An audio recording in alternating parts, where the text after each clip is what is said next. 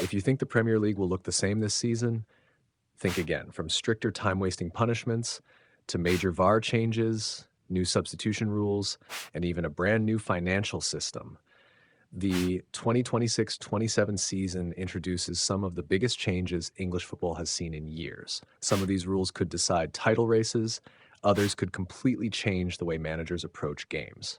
So, before the new season kicks off, here are the biggest Premier League rule changes you need to know. First, let's talk about time wasting. The Premier League has made it clear it wants the ball in play for longer, and referees now have even stronger powers to punish teams that deliberately waste time. One of the biggest changes involves throw-ins. Players can no longer stand over the ball for several seconds waiting for teammates to get into position. Referees will now use a visible 5-second countdown.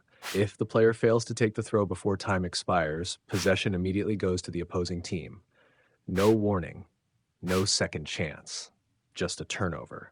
The same principle now applies to goal kicks. Goalkeepers and defenders can no longer delay restarts to run down the clock. If a team exceeds the 5-second countdown after being instructed to restart, the opposition is awarded a corner kick. Imagine giving away a corner simply because you tried to waste a few extra seconds. Late in matches, that could prove incredibly costly. Speaking of goalkeepers, there's another brand new rule designed to stop fake injuries. We've all seen it. A goalkeeper suddenly goes down, the physios come on, the manager gathers the players, everyone gets a free tactical timeout. The Premier League wants to end that. Under a new trial, if play is stopped because a goalkeeper receives on-field treatment for a non-serious injury, one outfield teammate must leave the pitch for at least 1 minute after play restarts. The idea is simple.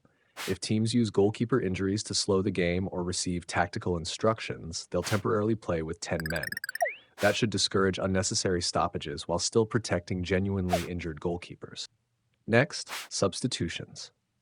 This one might catch a lot of players by surprise. Once a player has been substituted, they now have just 10 seconds to leave the field. If they deliberately take longer, their replacement cannot enter immediately. Instead, the substitute must wait until the next stoppage after 1 minute has passed. Managers can no longer slowly walk every substituted player across the entire pitch to waste valuable time. It's another clear message from the Premier League. Keep the game moving. Now let's talk about VAR. Love it or hate it, it's changing again. The Premier League says it will continue using a high threshold for VAR intervention. That means officials won't review every tiny piece of contact. The on-field referee's decision will continue to stand unless VAR believes there's a clear and obvious error. In other words, don't expect VAR to become more involved. If anything, officials want fewer unnecessary interruptions. The league is also continuing to improve semi-automated offside technology to speed up decisions and reduce long delays that frustrate players and supporters alike. Another important change involves second yellow cards. Previously, if a player received a second yellow card that resulted in a red card, there was little room for VAR involved. Now, VR can review situations where a clearly incorrect second yellow leads to a sending off. The aim is to reduce obvious mistakes without turning every yellow card into a lengthy review. Referees have also received new guidance on physical play. Holding at set pieces will receive greater attention. If a defender is clearly preventing an attacker from challenging for the ball by holding them, referees are expected to punish it more consistently. Goalkeepers are also receiving additional protection. Attackers who make unfair contact without genuinely attempting to play the ball are more likely to concede fouls. The Premier League believes these adjustments will improve fairness while maintaining the league's famous physicality. Hair pulling is another area receiving clearer guidance.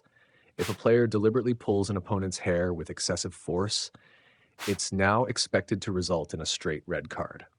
If the action is less severe, a yellow card may be shown instead. The goal is to make disciplinary decisions more consistent across every match. Handball interpretation remains largely unchanged. The Premier League wants to continue its less is more approach. Not every accidental contact between the ball and a player's arm will result in a penalty. Officials are being encouraged to avoid unnecessary interventions and maintain consistency throughout the season. But perhaps the biggest change isn't happening on the pitch. It's happening in the boardroom. The old profitability and sustainability rules, commonly known as PSR, are being replaced. Instead, The Premier League is introducing a new financial system built around the squad cost ratio and sustainability and systematic resilience rules. The headline rule is simple. Clubs will generally be limited to spending up to 85% of their football revenue and player sale profits on first-team costs such as wages, transfers, and agent fees. The objective is to encourage sustainable spending while keeping clubs financially healthy. It also brings Premier League regulations much closer to UEFA's financial rules. For clubs, this could significantly influence transfer strategies, contract negotiations, and long-term squad plans. So what does all of this mean? Managers can no longer rely on clever time wasting.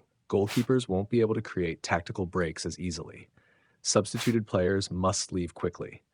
VR will aim to be faster rather than more intrusive.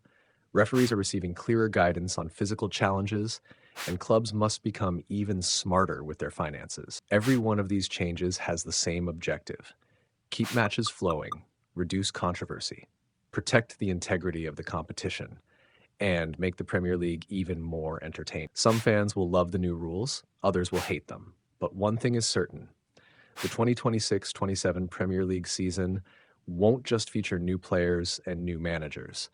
It will feature a new way of playing the game. And if teams fail to adapt quickly, these new rules could end up costing them points before they even realize what's changed.